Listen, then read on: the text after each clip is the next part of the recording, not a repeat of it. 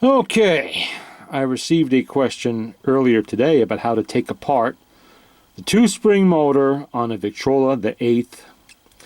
I thought I had a 1915 or 16 8-line around. In fact, it turned out to be a 1913, just a parts machine that someone put about 15 coats of poly on and pretty much screwed up the motor.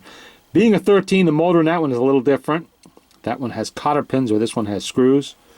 So it should be similar to this, which is a Victrola the 9th, 1915. I think I did a video on this once before. This machine basically had somebody playing with it. They took off, some of the original finish, probably with sandpaper, and they put something on it, which I'm hoping is shellac, probably isn't.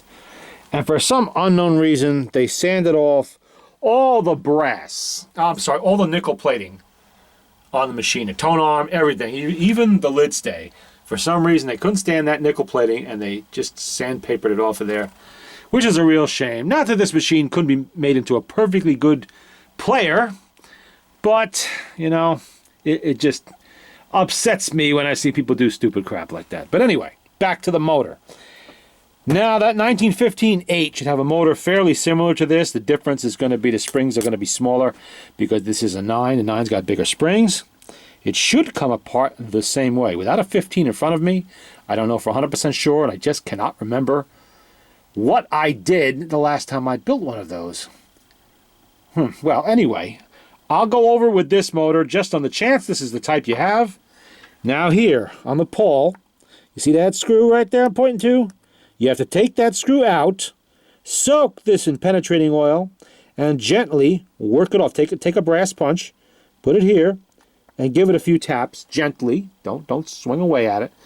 And the shaft should slide out on this side. Nothing comes off on this side to remove the shaft from the spring barrels. It's on this side.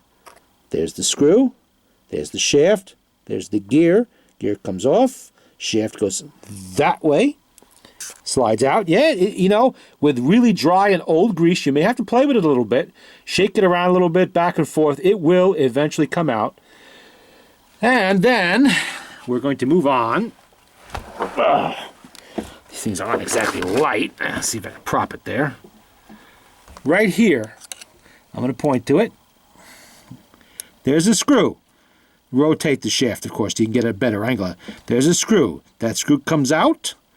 This gear, which is brass, so do not pry on it. Soak it with penetrating oil if you have to.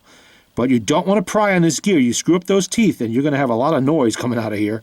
You can buy new gears, but it's always good to keep the gears in the same motor together because they've worn together for 100 years, and they've developed their unique sound, and if you do something to change something in here, you're going to change the sound. It may get louder, it may get quieter, you never know. It's a crapshoot. Under here, when that shaft finally slides down, under here is a ball bearing. It's usually stuck in there, but sometimes not. It might just go bouncing right out of there. So always take these apart when you're working over a towel or something like that to catch stuff like that. And if it's stuck in there, use a probe, work around the grease a little bit, some penetrating oil, it will come out. But you need to free that up. And here's your governor. On either side of the governor, you're going to see these caps. Those are the bearing caps. One there and one down there. This one comes off when the spring barrels are out. You have to remove them because inside each one of these bearing caps is a tiny ball bearing. Almost always stuck, but not always. So be careful when you remove the governor. That little ball bearing doesn't just go bouncing right out. You never know. I've had that happen. Usually not, though. Generally, you have to soak them. What I do is I have a plastic pill jar. I fill it up with a Vaporust. Now, technically, that's not a degreaser, but it works really good on crusty, dried-up oil. And it will eat away at it. Leave it there overnight. Shake it around every now and then until little ball bearings come loose. This one here on top is adjustable. This one down here has a groove around it. And you tighten the screw on that groove. It only goes in one position. This one's adjustable. This one is not. You can tell them apart because this cap has a groove around it while this one is smooth, so it slides in and out. Always leave a little play. How much is on this motor? Yeah, there's a little play there. That's what you need. You want that. You don't want it tight because then it'll hold back your motor. Even stop it. What else? That's pretty much it for disassembling. To disassemble take the governor out, you loosen this screw, pop that cap out. You may have to work at it a bit, some penetrating oil. It will eventually come out. And then this slides forward and then out. Comes right out. You have your governor weights, your governor springs. Now, governor springs can be broken sometimes, or they can be bent. See, these ones look pretty good. See, it's got a nice arc to it. There's no bends in it. It doesn't look like it's kinked or anything. Let's see what the other ones look like. Yeah, these all look good, actually. Those are good. Those are nice original Victor governor springs, and if they're not broken, why mess with them? Leave them alone. Just make sure the little screws are tight. This brass body here and this little screw here, be careful. You want to tighten that one too. Do not over-tighten them. This is brass. You will strip screws out. These are tiny little steel screws. You will snap them if you try to over-tighten them. You just want them firm, but don't go overboard on them. Just make sure they're all tight. That's all. Don't tighten them. Just make sure they're all tight if you're not going to rebuild the governor. This one needs to be cleaned, maybe, but other than that, it would be okay. And if you do have a broken spring, not the end of the world. All of the suppliers do carry springs, and replace them in threes. Don't just replace the broken one, replace all three of them. If one is broke, this way they all three have the same strength. That goes for mainsprings too. Yeah, if all you care about is getting the machine temporarily running so you can fool it a little bit, fine, put a used spring in there you found someplace. But you want to replace these in pairs because this way they're both the same size. And this, that way when you wind it up, each spring winds to the same point and has the same strength. Okay, what else? Friction leather is right here. You want to make sure that is You want to make sure that is always oiled. It's a piece of leather. If it's 100 years old, that's fine. As long as it's still supple and it's not crumbling apart, leave it alone. Keep it oiled. Leather will last an amazingly long time. All it does is ride on this disc right here on the governor and act as a brake, a speed brake. That's it. That's its only job. Here's the shaft right here that on this machine runs to the speed control on the motor board. There are different kinds of speed controls, but basically there'll all be some variation of this on this style motor. Let's see, we covered bearings. You want to scrub everything good.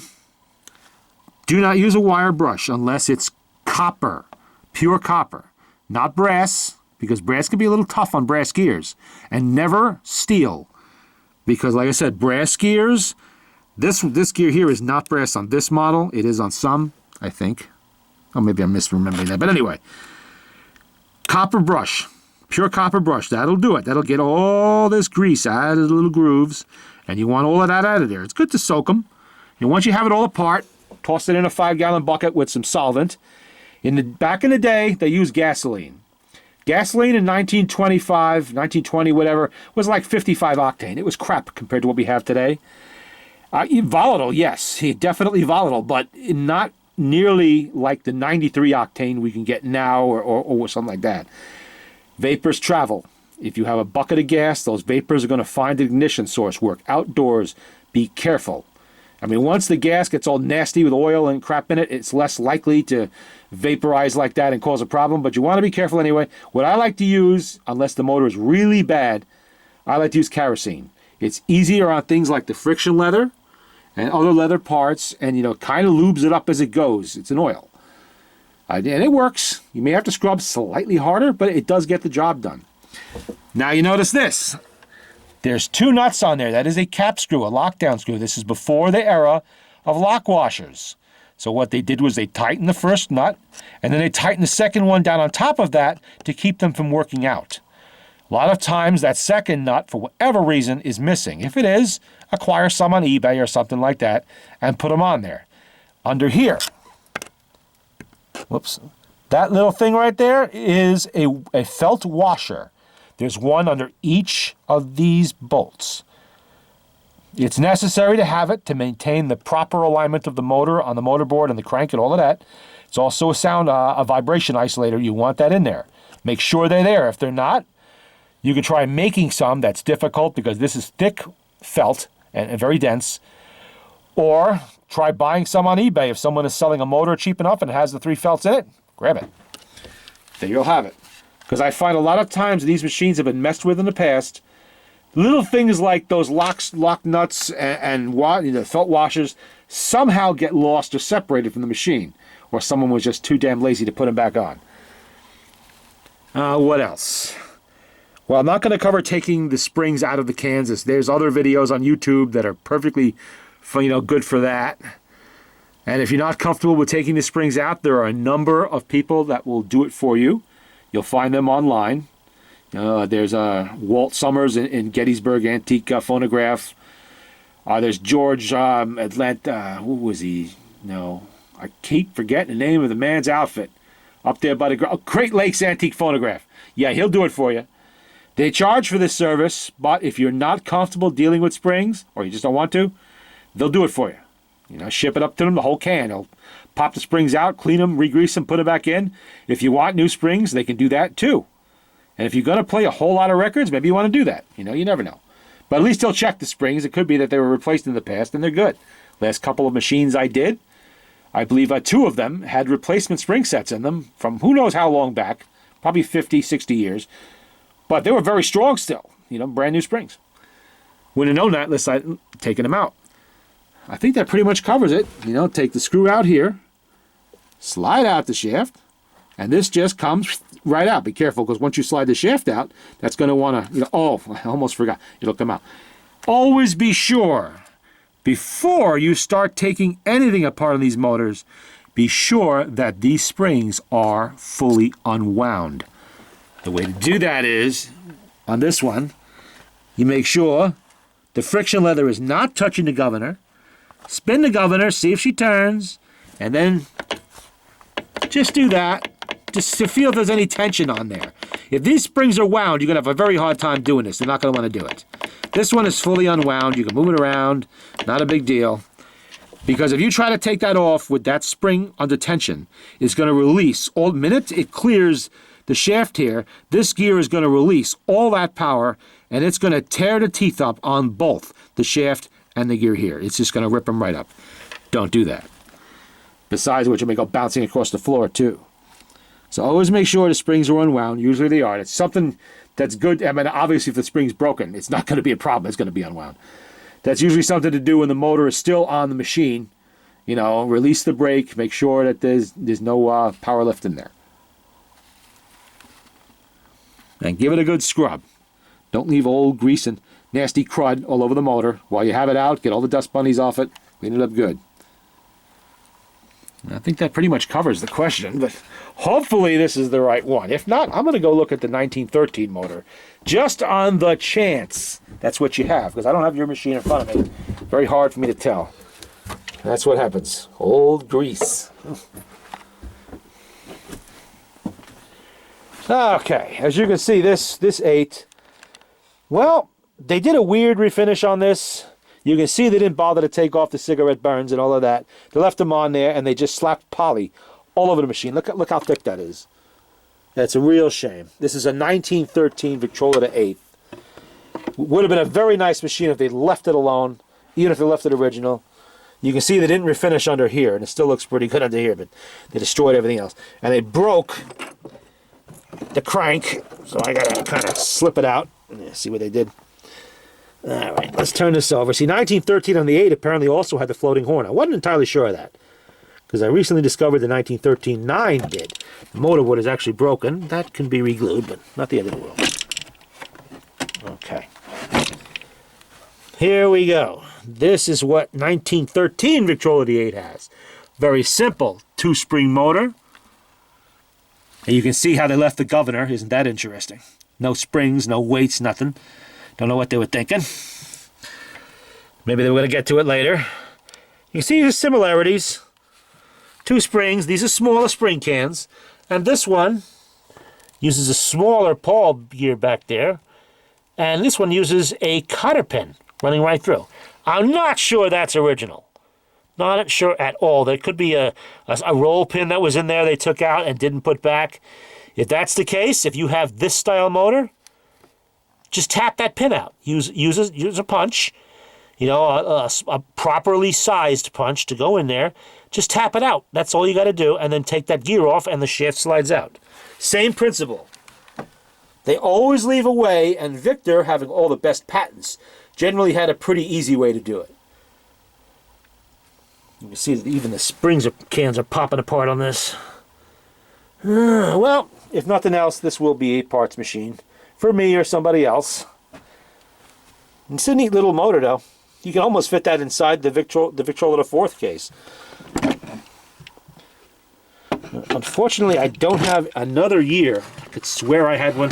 I have so many of these machines, well, Victrolas in general, that I often forget what I have. And if this doesn't do it, let me know, and maybe I will check the barn. I might have one down there that's could be anywhere from 1918 to 19. I could have sworn I had a 1920 someplace, but I'm not sure that would help. But it'll give you an idea on how these motors come apart. It's not really any. You can see they took the sound doors off too. Isn't that just lovely? But what are you gonna do? You know, that's what people do. And once upon a time, these were just old record players. They weren't of any particular value to anybody. Today, they're valued because they're antiques and they're 100 years old or pushing it.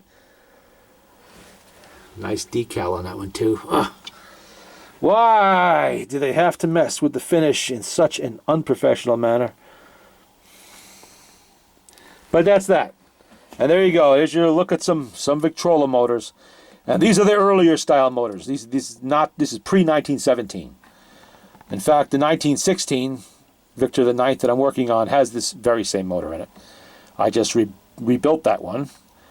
Well, serviced it. I can't say I rebuilt it. I took it apart, cleaned it up nice, pulled the springs out of the cans, took all the nasty grease out of there, put the springs back, lubed them up with brand new grease, and then put it back together, inspected everything, adjusted the governor, adjusted the speed. You see, with these ones, it is possible to adjust the speed. You see that little arm there that the friction leather is on? There's a nut at the bottom. If you can't get your speed control to work properly and line up, say you have it all the way to fast and it's still slow, what you do is you adjust it here, right there on that arm. That little nut there, the square nut at the bottom, you loosen that. It'll pivot either way, and then you can tighten it back up again and fix it that way. In fact, I had to do that on that machine. And what else? Oh, you know, because I fix, I do not restore. That's one thing I don't do. I want it to look original.